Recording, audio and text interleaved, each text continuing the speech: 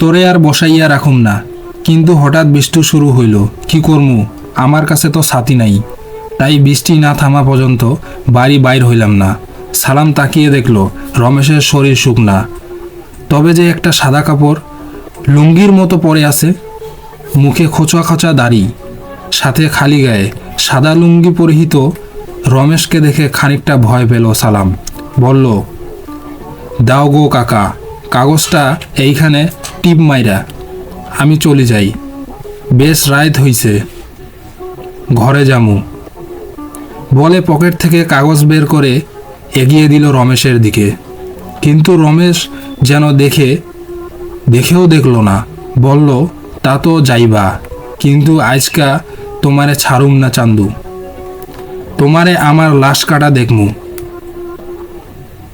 বলে আবার হো হো করে হেসে ফেলল রমেশ। না না, আমার কোনো স্বাদ নাই দেখনের, তুমি কাটো তোমার লাশ, আমারে টিপ দাও, আমি জায়গা।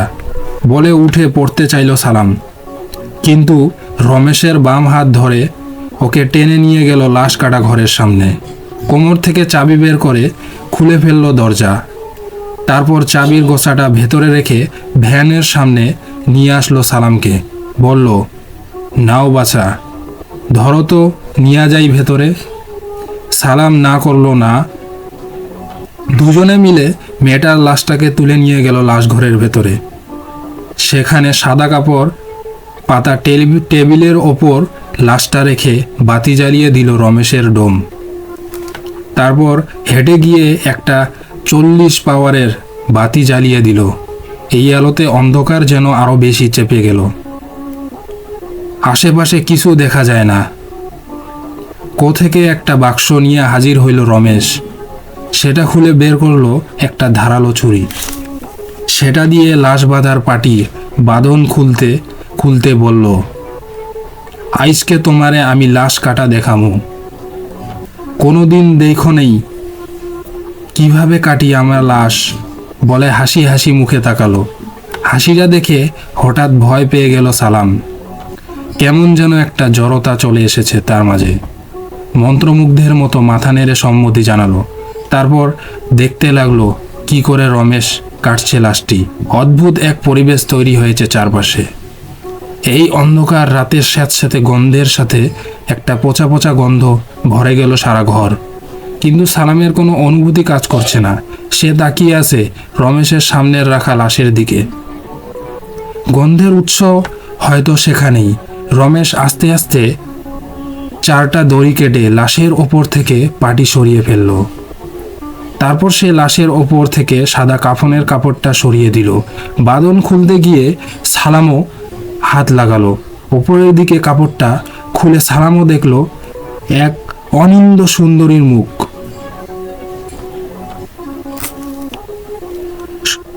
এখন ফুলে ফেপে ঢোল হয়ে আছে। চোখের নিচে আর নাকের ফুটো দিয়ে চাপ চাপ রক্ত। একটা দীর্ঘশ্বাস ফেলে সালাম বলল, কত সুন্দর আসিল, এখন কেউ ছুঁইতেও চাইব না। একদিন নিশ্চয়ই সবাই এর মায়ারে পড়তে চাইতো, নিজের বউ বানাইতে চাইতো। আজকে সেই লোক গুলান আর এই মায়ারে স্বপ্নেও চাইতে পাইব না। কি আজব দুনিয়া না রমেশ কাকা। খেক খেক করে হেসে রমেশ বলল, আরে 2 পয়সার দাম নাই জিনিস দিয়ে মানুষ আর কত ভাব ধরে দেখোস না। এই মাংস এখন কাউরে দিলেও নিব না, কিন্তু ফুটানি মারে সব সময়। এই মাংস নিয়ে দুনিয়া ছাইরা গেলে সবাই ছুঁইতে ডরায়। দুনিয়ার মাঝে যারা ভালোবাসে তারাও এই লাশ দেইখা ডরায়। বলে আবার হাসি শুরু করলো। মনটা খারাপ হয়ে গেল সালামের। রমেশের খিস্তি হাসি শুনে আরো বেশি মন খারাপ হলো। আজকে যেন বেশি বেশি হাসছে রমেশ। বেশি নেশা করলে যা হয় আর কি। ওকে টিপ না দিয়ে এই লাশ ঘরে আটকে রেখেছে। মাতালের সাথে বেশি কথা বলল না সালাম। এক নজরে দেখতে লাগলো রমেশ কি করে। সালাম একটা ধারালো কাঁচি দিয়ে মেয়েটার উন্মুক্ত শরীরের বুক এর মাঝখান থেকে ধরে একটা সোজা কেটে ফেললো নাভি পর্যন্ত। সাথে সাথে ফিনকি দিয়ে ছুটল রক্ত পড়া। কোত্থেকে এক গ্লাস পানি এনে ঢেলে দিল সেই রক্তের ওপর। সাথে সাথে ধুয়ে পরিষ্কার হয়ে গেল অনেক রক্ত। জীবন্ত মানুষের অপারেশন করতে অনেক কষ্ট, কিন্তু মরা লাশের অপারেশন করতে অনেক সহজ। এরপরও সেই লাশের দুই দিকে সুই দিয়ে চামড়ায় টান টান করে ট্রের সাথে লাগিয়ে দিয়ে কাটা শুরু করলো লাশের বিভিন্ন অঙ্গ প্রত্যঙ্গ। লাশের শরীর ফোলার কারণ বোঝা গেল এবার। মেয়েটা অনেক মোটা ছিল, সারা শরীরে ভর্তি চর্বি। এই চর্বিগুলো হলদে আকার ধারণ করেছে মরার পর। সেই চর্বিগুলো কেটে কেটে একটা বালতিতে ফেলে দিল রমেশ। অনেক দিনের অভ্যাস তো, হাতে একটা একটা করে অঙ্গ প্রত্যঙ্গ কাটছে রমেশ খালি হাতে, আর একটা ওজন যন্ত্রের ওপর রেখে রেখে ওজন দিচ্ছে। তারপর টেবিলের আরেক পাশে সেই অঙ্গগুলো রেখে দিয়ে সাজিয়ে হা করে তাকিয়ে আছে সালাম। কোনোদিন লাশ কাটা দেখেনি সে, আজকে দেখেছে, কিন্তু খেয়াল করেনি কখন পায়ের কাছে একটা কুকুর এসে পড়েছে। হঠাৎ পায়ে একটা হালকা ছোঁয়া পেতেই ভয় পেয়ে গেল সালাম। তারপর টেবিলের নিচে তাকিয়ে দেখল রমেশের কুকুর ভূতু। সে টেবিলের তলায় রাখা বালতি থেকে মুখ দিয়ে কি যেন খাচ্ছে। হঠাৎ মনে পড়ল সালামের এই বালতিতেই তো লাশের চর্বিগুলো রেখেছিল রমেশ। ওপরে উঠে রমেশকে সেটা বলতে যেতেই দেখল রমেশ হাসি মুখে তাকিয়ে তাকিয়ে বলল, আরে এই জিনিসটা ভূতুর অনেক প্রিয়, ওরে ভালো কিছু তো খাইতে দিতে পারি না, তাই এখানে আসলেও হলুদ জিনিসটা খায়। ওরে আগে বোকা দিতাম, কিন্তু চিন্তা করলাম ভূতুরে ভালো মন্দ কিছু খাইতে দিতে পারি না, যেহেতু কুকুরটা যেন এই জিনিসটা পছন্দ করে, তাহলে কি হয়, খাইলে একটু, বলে আবার হেসে ফেলল রমেশ। এবার কেমন যেন গা গুলিয়ে উঠল সালামের। খেতে দিতে হলে ময়লা খাবে, তাই বলে মানুষের চর্বি খাবে একটা পোষা কুকুর? নাক মুখ কুচকুচে আবার নিচে দেখে নিল সালাম। কুকুরটা তখন খেয়েই চলেছে চর্বি। আস্তে আস্তে কাজ করে চলেছে রমেশ। সব অঙ্গ প্রত্যঙ্গ প্রায় কাটা শেষ। এমন সময় কি যেন চিন্তা করে কাজ থামিয়ে দিল সে। তারপর একটা একটা অঙ্গ আবার যথাস্থানে রেখে দিতে লাগলো। শুধু কলিজাটা পড়ে আছে টেবিলের এক কোণায়। কালচে আকার ধারণ করেছে সেটা। হঠাৎ কি মনে করে কলিজাটা একটা পলিথিন ব্যাগে পেঁচিয়ে নিয়ে হাঁটা দিল রমেশ। অবাক হয়ে গেলাম সালাম, এবং অবাক হয়ে জিজ্ঞেস করলাম, কই যাও কাকা? কলজাটা কই নিয়ে যাও তুমি? কি করবা এটা দিয়া? পেছন ফিরে তাকালো রমেশ। খুব একটা ভালোভাবে চেহারা দেখা যাচ্ছে না, দেখাচ্ছে শুধু হলদে দাঁতের পাটি। হেসে হেসেই বলল রমেশ, এই তো এই কলিজাটার একটা ব্যবস্থা কইরা আসি রে সালাম, তুই থাক, আমি এখনই আইতাছি। এই যামু আর এই আসমু, সামান্য সময় থাক তুই। বলেই হন হন করে দরজা খুলে বাইরে বের হয়ে গেল রমেশ। পেছন পেছন কুকুরটাও ছিল। কি মনে করে পেছন দিকে তাকালো, কুকুরটা অন্ধকারের, কুকুরটাও হলদে চোখের মণি। দেখে ভয় পেয়ে গেল সালাম। একটু পরেই আবার বের হয়ে গেল সেটা। হাঁপ ছেড়ে যেন বাঁচল রমেশ। লুঙ্গির গিট্টু থেকে একটা গাজার বড়িয়া বের করে টানা শুরু করছে। হঠাৎ চিৎকার চেঁচামেচি শুনতে পেল। সালাম লাশ ঘরের বাইরে থেকে কারা যেন কথা বলে কিছু বুঝতে চাইছে। কেউ একজন মহিলা কাঁদছে। তাড়াতাড়ি লাশঘর থেকে বের হয়ে আসলো সালাম। দরজা খুলে বের হয়েই অবাক হয়ে গেল সালাম। বাইরে আরেকটা ভ্যান দাঁড়িয়ে আছে। সালামের ভ্যানটা সরানো নিয়ে তর্ক করছিল কিছু মানুষ। মনে হচ্ছে ভ্যানে আছে কোনো একটা লাশ নিয়ে এসেছে কেউ। সাথে সেই লাশের আত্মীয় স্বজন। তাদের কান্নার আওয়াজ পাওয়া যাচ্ছে ভেতর থেকে। সালাম বের হয়ে জিজ্ঞেস করলো, কি হয়েছে ভাই? কার লাশ নিয়ে আসিয়াছেন? রমেশ তো একটু আগে বাইর হইল, এখনই আসি যাবে বলে গাজার শেষ টান দিয়ে ফেলে দিল ফিল্টারটা। হঠাৎ নিস্তব্ধ হয়ে গেল সামনের জনতা। ভোর হইতে শুরু করেছে মাত্র, আস্তে আস্তে জেগে উঠতে শুরু করেছে পাখিগুলো। এমন সময় যেন একটা বোমা ফাটালো সালাম। সামনে থাকা সবাই ওর দিকে অবাক চোখে তাকিয়ে আছে। একজন মহিলা এগিয়ে এসে সালামকে বলে, কে আসিল এতক্ষণ? কে আসিল ভেতরে? কান কইলাম না, রমেশ কাকা বাইরে গেছে, একটু পরেই আসবে, বিরক্তির সুরে বলল সালাম।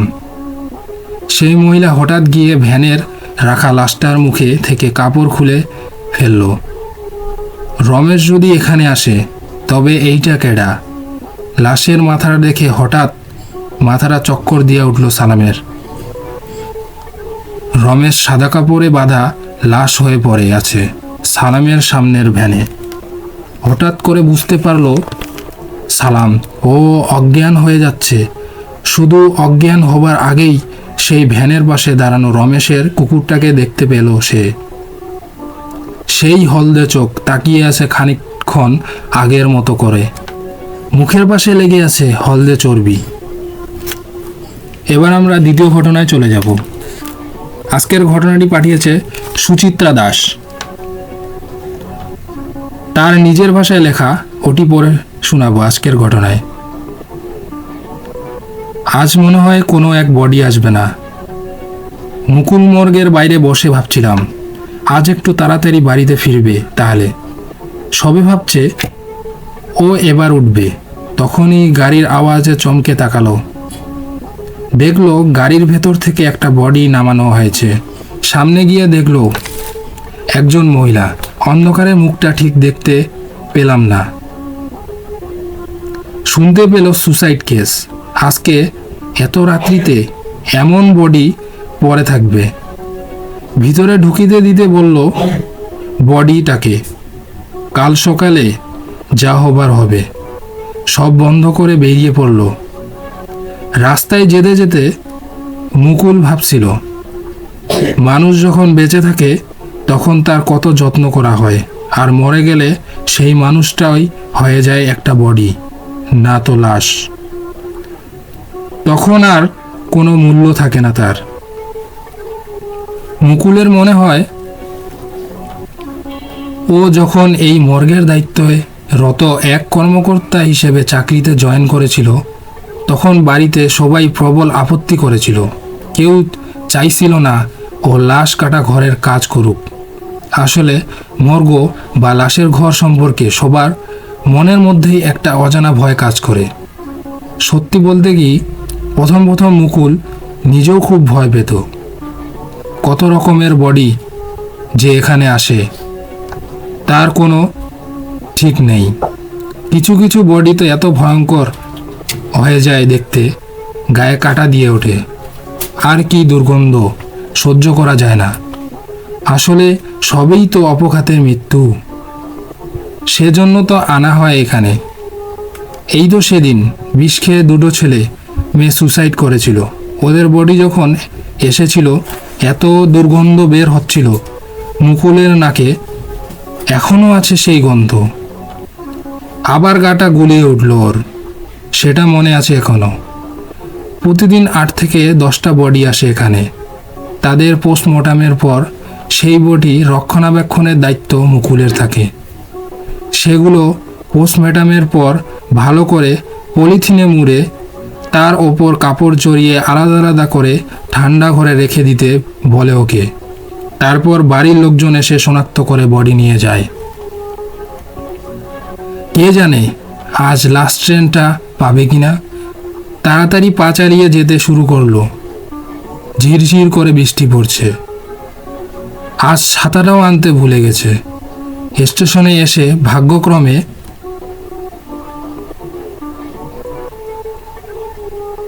ট্রেনটা পেয়ে গেল। মনে মনে ভাবল, যাক বাবা বাঁচা গেল। পুরো ট্রেনে গুটি কতক লোকজন। মুকুল একটা সিনে টান টান করে শুয়ে পড়ল। সারাদিন বসে বসে কোমরটা ধরে যায়। এখন আধ ঘন্টা নিশ্চিন্তে শুয়ে পড়বে। চোখটা বন্ধ করে নেয়ও। এই যে শুনছেন, হঠাৎই একটা ঠান্ডা স্পর্শ ওর ঘুমটা ভেঙে গেল। চমকে উঠে বসল সে। একজন মহিলা ঠিক ওর সামনের সিটে বসে আছে। চোখ কষলে ভালো করে দেখল, না ভুল না, সত্যি একজন মহিলা ডাকছে ওকে। এত রাতে এই মহিলা একা, তাও আবার লাশ লোকালয়ে। ব্যাপারটা ঠিক গম্যবদ্ধ হচ্ছে না। বোধগম্য না হওয়ারই কথা। একটু ভয়ও পাচ্ছে ওর। যদিও সারাদিন লাশের ঘরে থেকে সে ভূতের ভয় ওর আর নেই। মৃত মানুষদের সঙ্গেই তোর সারাদিন কাটে। কি ভাবছেন দাদা, এত রাত্রিতে আমি এভাবে কেন একা? আসলে কলকাতায় এসেছিলাম ডাক্তার দেখাতে। অপরিচিত জায়গা তো, সব খুঁজে দেখতে দেখতেই অনেক সময় লেগে গিয়েছে। আর এত কিছু তো জানি না, তাই ট্রেন ধরতে এত দেরি হয়ে গেল। কিন্তু আপনি এভাবে একা কেন এত রাত্রে? কাউকে সঙ্গে আনেননি কেন? এত রাত্রে কোনো বিপদ তো আপদও আসতে পারে আপনার। এবার মেয়েটার মুখটা বিমর্ষ লাগলো। আনমনা হয়ে বললাম, বিপদ যা হবার হবে তা তো হয়ে গেছে দাদা। জিজ্ঞেস করলো মুকুল, কি হয়েছে আপনার? মেয়েটির কথা ঘুরিয়ে দিয়ে বলল, আপনার বাড়ি কোথায়? জবাব দিল মুকুল, এই তো বীরশিবপুর গ্রামে। মেয়েটি বলল, বীরশিবপুর তো আমার বাপের বাড়ি। আর আপনি থাকেন কোথায়? মানে আপনার শ্বশুর বাড়ি কোথায়? মুকুল জিজ্ঞেস করলো ওকে। বলল, কোলাঘাট। মেয়েটি আরো অনেক গল্প করলো। বলল, বছর দুয়েক আগে ওর বিয়ে হয়েছে। ওর বিয়ের পর ওর মা বাবা একা হয়ে গেছে। ছোট ভাই বোন ওর থেকে অনেকটাই ছোট। আরও বলল মেয়েটি, শ্বশুর বাড়িতে ওর বাবা মা এত যেতে পারে না। গরিব বলে এত সম্মানও পায় না সেখান থেকে ওরা।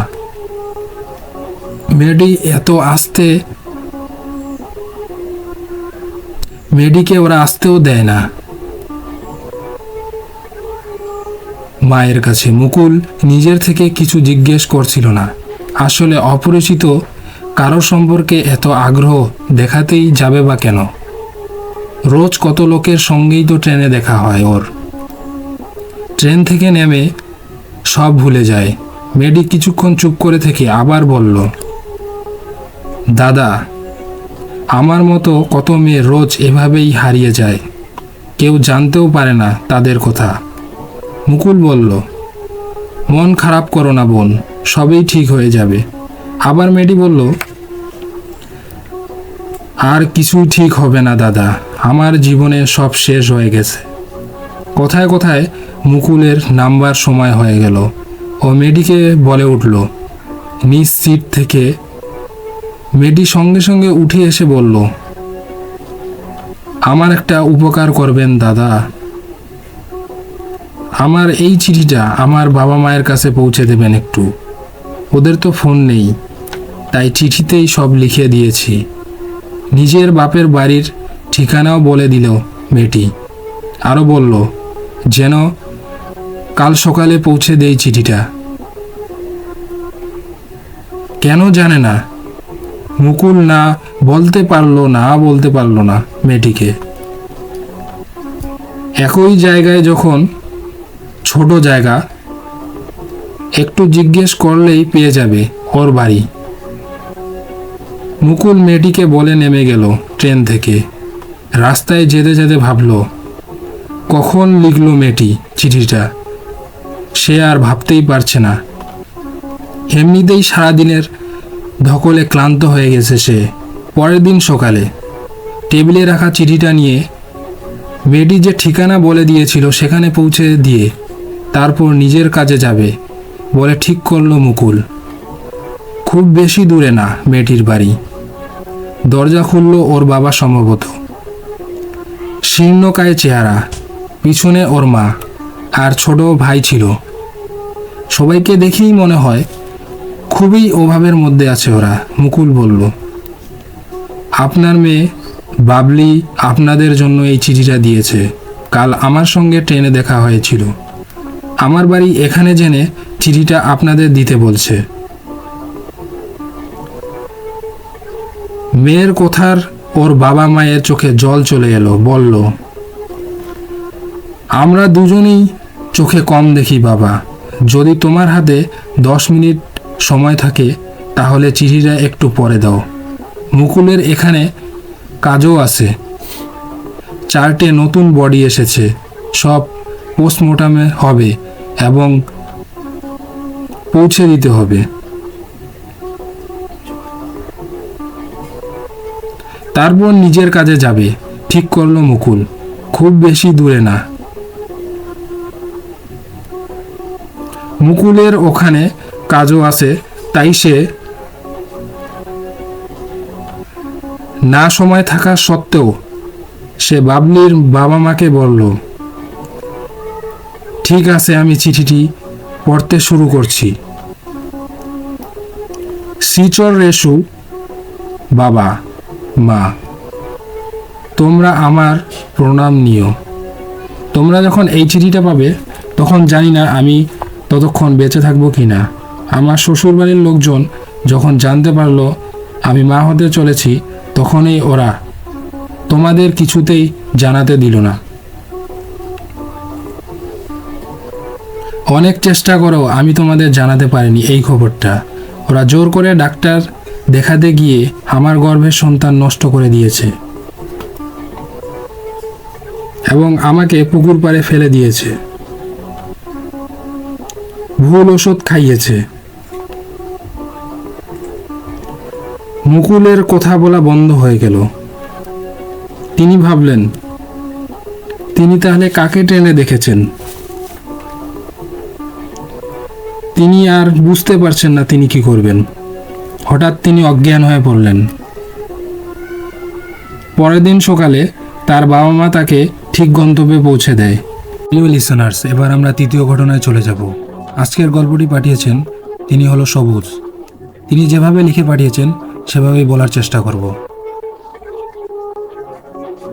আজকের ঘটনাটি নিছক গল্প নয়, সত্য ঘটনা।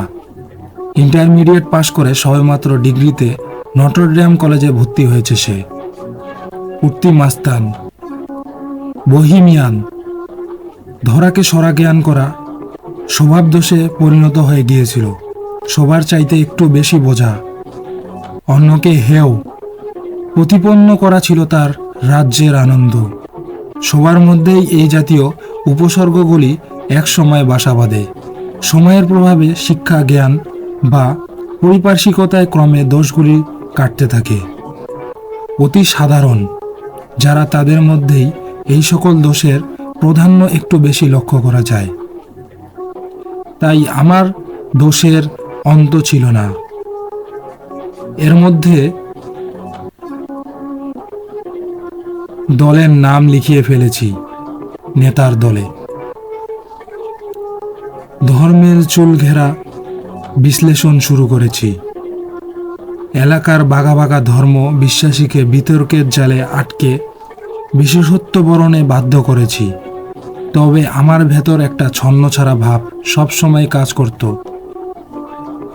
তাই একটি বিষয়ের মধ্যে নিজেকে বেশি দিন আটকে রাখতে পারলাম না। বিষয় ভেদে চালাতাম পরীক্ষা নিরীক্ষা, যতদিন ভালো লাগতো ততদিন। কিন্তু গুলি মানুষ, গুলির বচন ছিল সম্পূর্ণ ভিন্ন। তারা বলতেন, চর্চা ছাড়া আর কোনো বিষয় আয়ত্ত করা যায় না। কে শোনে কার কথা? নিজের ইচ্ছার কাছে সমস্ত বিষয় গুলিকে বলি দিয়ে বর্তমানে মানবেতর জীবন করছি। জীবন যুদ্ধে যারা সফল সেই রকম কেউ আমার কাছে এলে আমি দুঃখবোধ যেন আমাকে ছুঁয়ে যায়। তাছাড়া বিন্দাস আছি। বিশ্বাসের ধারাটা এখন একটু পাল্টেছে। আল্লাহর অস্তিত্ব এখন আর অস্বীকার করতে পারি না। যুক্তি ও তর্কের মধ্যে আল্লাহর অস্তিত্ব বারবার উপলব্ধি করি। তবে প্রচলিত ধর্মগুলিতে বিশ্বাস নেই। মানুষে মানুষে কোনো প্রভেদ খুঁজে পাই না। সবার মাঝেই মানবিক গুণাবলী প্রত্যেক করি। তাই ধর্ম দিয়ে মানুষকে ভাগ করে নিরর্থক মনে হয়। যে ঘটনাটা বলতে যাচ্ছি তার সাথে উপরিল্লিখিত বিষয়গুলোর একটি সম্পর্ক আছে বিধায় বলতে হলো। আমার এক বন্ধু, নাম ধরুন রফিক, ক্লাস 5 থেকে বন্ধুত্ব বছর 2 হলো। ওর বাবা গত হয়েছে। বড় ভাই হওয়ার সুবাদে স্বভাবতই ওর কাঁধেই সংসারের সব জোয়ালটি চলে নেমে এসেছে। মা ও 2 বোন 3 ভাই সংসার। বাবা মারা যাওয়ার পর ওদের সংসারে নেমে এসেছিল নিদারুণ দুঃখ কষ্ট, যা নাকি ওদের বাধ্য করেছিল লেখাপড়া ছেড়ে দিয়ে চাকরিতে জয়েন দিতে। ও ম্যাট্রিক পাশ করে পাট কলেজ সুপারভাইজার হিসেবে ঢুকেছিল। কবে আজও ওই একই চাকরিতে লেগে আছে। কোনো উন্নতিও নেই, অবনতিও নেই। বন্ধুটির বিয়ে দিয়েছিল, কিন্তু কপাল দোষে দুজনেই ওর কাঁধে বোঝা হয়ে ফিরে এসেছে, যার যার সন্তান সহ। আমি বারবারই অলৌকিকতায় বিশ্বাস করি না। রফিক তখনও বিয়ে করেনি। এক শুক্রবার আমার বাসায় এসে ও আমাকে বলল, দোষ, একটু বিপদে পড়েছি। আমি বললাম, নির্দ্বিধায় বল, আমার পক্ষে যতটুকু করা সম্ভব আমি করব। ও যা বলল তা শুনে আমার মনে হলো ও মানসিকভাবে অসুস্থ কিনা। জিনভূত এগুলির অবিশ্বস্ত কোনোটাই আমার বিশ্বাস ছিল না। ওর বক্তব্য অনুযায়ী রাতে ঘুমাতে গেলে কে বা কারা যেন ওকে টিনের দেওয়ালের খামাখাই জোরে জোরে আঁচড় কাটতে থাকে, যার ফলে ঘুমানোটা অসম্ভব হয়ে পড়েছে ওর। কোনো প্রকার সঙ্গত কারণ ছাড়াই ঘটনাটি গত 1 মাস ধরে রোজ রাতেই ঘটেছে ওর সাথে। আমি বললাম, ওকে, আজ রাতে আমি তোর সাথে তোদের বাসায় গিয়ে থাকব। একটি হকি স্টিক ও টর্চ লাইটের ব্যবস্থা করে রাখিস।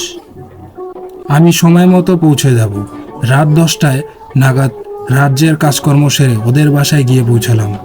ওদের বাসাটা শহরতলির প্রায় শেষ প্রান্তে অবস্থিত।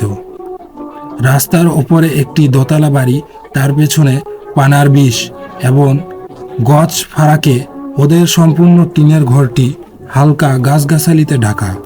ওদের বাড়ির পেছনে আর কোনো বাড়ি নেই। ঢাকার ভাষায় তখন সেই অঞ্চলকে নামা বলতো। নিচু ফসলের জমি, খাল বিলের সমারোহ। রাতের খাবার খেয়ে রাত 12টা নাগাদ আমরা 2 বন্ধু ফ্লোরে বিছানায় শুয়ে পড়লাম। রফিক বলল, লাইট নিভানো পরেই শুরু হবে অত্যাচার। আমাকে আরো বলল, এমনিতে কোনো ভয় নেই, এ পর্যন্ত কোনো ক্ষতি করেনি শব্দ ছাড়া ওরা। লাইট নেভানোর সাথে সাথে শুরু হয়ে গেল ভূতের খেলা। আমি আর রফিক লাইট জ্বালিয়ে হকি স্টিক ও টর্চ লাইট বেরিয়ে পড়লাম বাড়ির চারপাশ ঘুরে ঘুরে দেখার জন্য। কোণে লুকিয়ে থালার সন্দেহটাও আর রইল না। বাড়িটার 5 গজের মধ্যে কোনো গাছ ডাল পর্যন্ত নেই যে বাতাসে তার টিনের দেওয়ালে চক্কর খেয়ে এ জাতীয় শব্দ করে। মনে মনে কিছুটা দমে গেলাম। এ কেমন খেলা? রফিককে বললাম, তুই ঘরে ঢুকে লাইট নিভিয়ে দিয়ে শুয়ে পড়, আমি একটু পর আসছি। ও ঘরে ঢুকে দরজাটা ভিজিয়ে দিয়ে শুয়ে লাইটটা নিভিয়ে দিতে আবার শুরু হলো এরকম শব্দ। সত্যি সত্যি ভয় পেয়ে গেলাম। আশেপাশে জনমানুষের কোনো উপস্থিতি নেই, তবুও শব্দটা আসছে কি করে? এমন ভয় জীবনে কখনো পেয়েছি বলে আমার মনে পড়ে না। তাই তাড়াতাড়ি ঘরে ঢুকে দরজা লাগিয়ে দিলাম। সকালে কাউকে কিচ্ছুটি না বলেই চলে এলাম, আর অনবরত মনে একটি প্রশ্ন উদয় হতে থাকলো। কারণ ছাড়া এই ঘটতেই পারে না, কিন্তু কারণটা কি? পৃথিবীর সমস্ত নামকরা মনোবিজ্ঞানীদের কেস হিস্ট্রিগুলো পড়ে যাচ্ছি, জুটসহ কোনো উত্তর পাচ্ছি না। 2 বছর পর উত্তর বেরিয়ে এলো পশ্চিম বাংলা বিজ্ঞান পরিষদের সভাপতির প্রবীর ঘোষের লেখা বইটি থেকে। বইটির নাম ভুলে গেছি। সাথে সাথেই রফিককে একান্তে ডেকে নিলাম। বলছিলাম, দোস্ত, আওয়াজ তোমার ঘরের ভিতর থেকে কেউ করছে যে তোমাদের দায়িত্বহীনতায় তোমাদের ওপর ক্ষেপে গিয়ে এসব করে তোমাদের ওপর প্রতিশোধ নিচ্ছে কেউ। যদি আমার কথা বিশ্বাস করো তো তুমি তোমার 2 বোনকে যেভাবেই হোক তাদের সংসারে ফিরে যাওয়ার ব্যবস্থা করো, তাহলেই আমার বিশ্বাস তুমি এ নরক যন্ত্রণা থেকে রেহাই পাবে। এরপর রফিক মাসখানেক দরবার করে ওর বোনদের স্বামীদের কাছে পাঠিয়ে দিল একটি আপোষ রফায়। এসে বোনদের স্বামীর বাড়ি পাঠিয়ে দেয়, এবং এরপর থেকেই ভূত আর ওদের জ্বালায়নি। আংশিক নয়, পুরো সত্য। প্রিয় লিসেনার্স, এবার আমরা 4 নম্বর ঘটনায় চলে যাব। আজকের ঘটনাটি পাঠিয়েছে সুজিব। ঘটনাটা আমার এক বড় ভাইয়ের মুখ থেকে শোনা। সত্যি বলতেছি, এজন্য যে কারণ আমি বিশ্বাস করি উনি একজন শক্ত মনের মানুষ ছিলেন, এবং উনি যা দেখেছেন তা ঠিকই দেখেছেন। ঘটনাটা এরকমই। উনার এসএসসি পরীক্ষা শেষ হয়েছে। পরীক্ষার পর উনি ছুটিতে উনার মামার বাড়ি খুলনায় যাবেন। উনি সিলেট থেকে রওনা দিয়ে রাত 9:30টায় খুলনায় পৌঁছান। শহরে উনার মামার বাড়ি যাওয়ার পথ ছিল 10 মিনিটের রাস্তার মতো। টিলার মাঝখান দিয়ে যেতে হয়। রাতে তিনি কোনো রিক্সা না পেয়ে একাই হেঁটে হেঁটে রওনা হন। একটু জায়গা যাওয়ার পর উনি উনার একটু সামনে একজন বৃদ্ধ লোককে দেখতে পান। সামনে একজন লোক দেখায় উনি ভাবেন যে উনার সাথে কথা বলে উনার মামা বাড়ি পর্যন্ত চলে যাওয়া যাবে।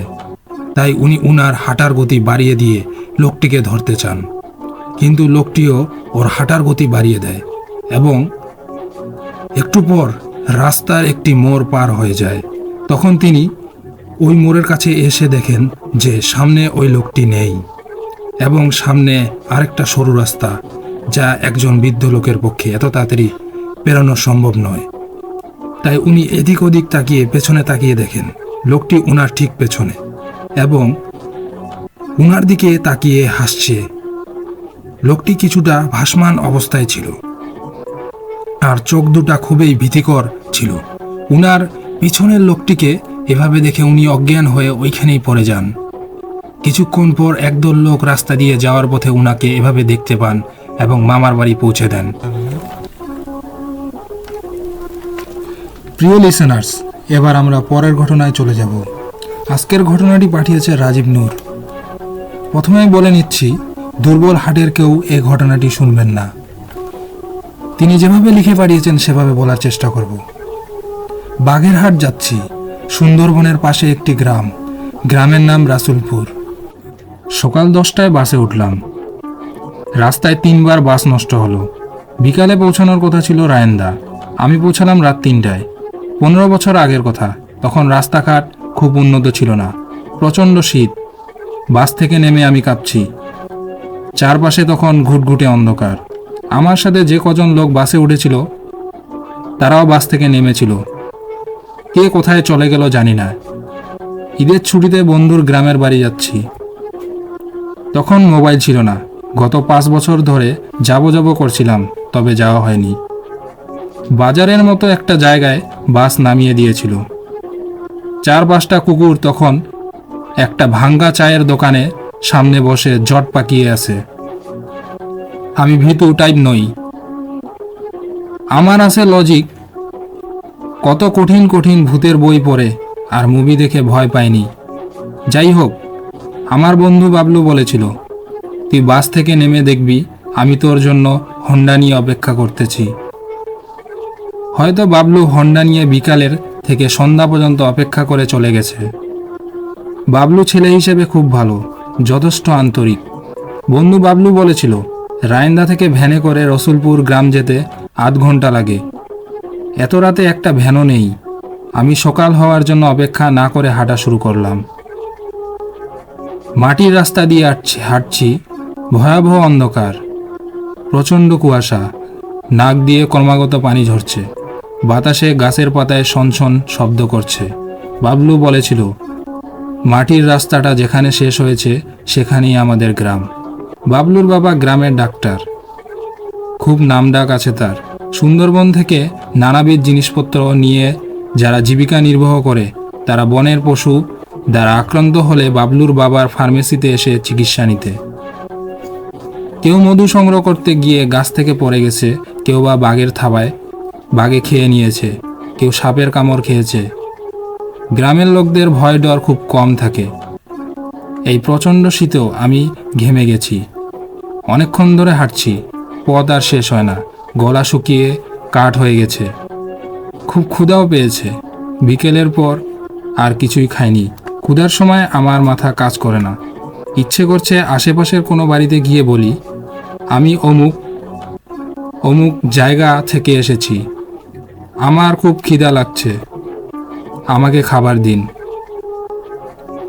যদি কিছু না থাকে তাহলে গুড়মুড়ি দিন, আর চাপকল থেকে ঠান্ডা এক মগ পানি।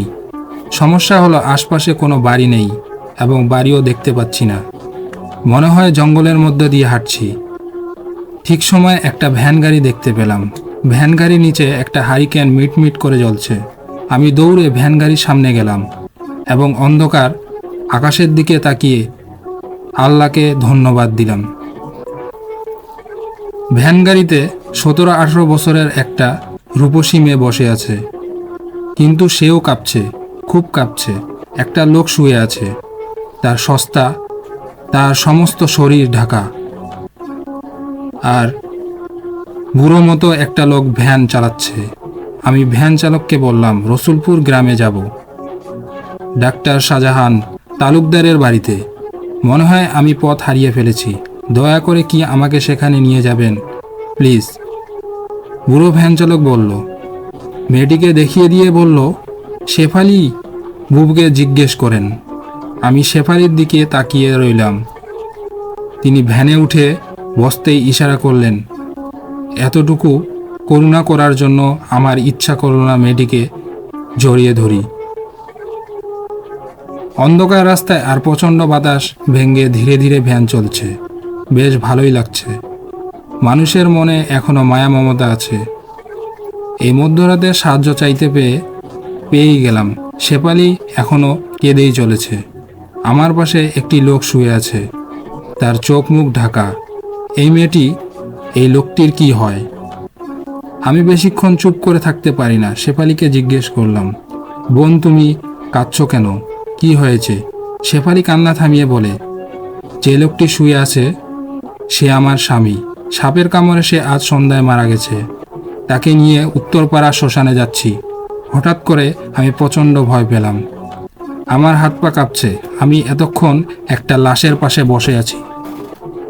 ইচ্ছে করছে এক লাফ দিয়ে বাবা গো মাগো করে ধান ক্ষেতের মাছ বরাবর দিয়ে দৌড় দেই। এরপর যা ঘটলো আমি তার জন্য মোটেও প্রস্তুত ছিলাম না। ধুম করে লাশটি দাঁড়িয়ে গেল। তার হাতে ইয়া লম্বা একটা রামদা। এই রামদা দিয়ে 7 ফিট দূর থেকে আমার গলা কেটে নিতে কোনো সমস্যাই হবে না তার। শেফালি বুবুর হাতে একটা চাইনিজ কুড়াল। মিথ্যা বলবো না, চাইনিজ কুড়াল হাতে মেয়েটিকে খুব সুন্দর লাগছিল। বুড়ো ভ্যান চালক আমার পেছনে দিয়ে এসে আমাকে জাপটে ধরল। বুড়োর এত শক্তি আমি আগে বুঝতে পারিনি। তাকে দেখে তো মনে হচ্ছিল তার ভ্যান চালাতেই খুব কষ্ট হচ্ছে। মুহূর্তের মধ্যে আমার সব কিছু নিয়ে গেল। গলার চেইন, হাতের আংটি, মানিব্যাগ, 2 ব্যাগ ভর্তি জামা কাপড়। শেফালি বাবু বলল, ওর শার্ট প্যান্ট খুলে নে, ওকে ধান ক্ষেতের মধ্যে ফেলে দে। ভ্যান চালক আর রামদা হাতে লোকটি শেফালির কথা সায় দিল। আমি মেয়েটিকে নিষ্ঠুরতায় প্রচণ্ড মর্মাহতভাবে দেখে চললাম। দুঃখ কষ্ট আর অপমানে আমি জ্ঞান হারালাম। ভোরবেলায় গ্রামের কিছু মুরব্বী মসজিদে ফজরের আজান হতেই নামাজ পড়তে গিয়ে আমাকে ধান ক্ষেতের পাশে উদ্ধার করে। এরপর আমি 7 দিন একটানা জ্বরে ভুগলাম। অনেক থানা পুলিশ হলো, সমস্ত গ্রামের মানুষ আমাকে দেখতে এলো, কিন্তু তাদের কোনো খবর পাওয়া গেল না। আসলেই কি তার আত্মা ছিল না কোনো কিছু ছিল, তা আজ পর্যন্ত জানতে পারিনি। সেদিন থেকে আমি রাতের বেলা আর কোনো জায়গায় যাই না।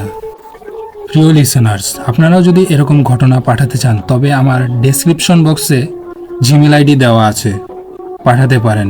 আপনার ঘটনাটি আমাদের চ্যানেলে পড়ে শোনানো হবে।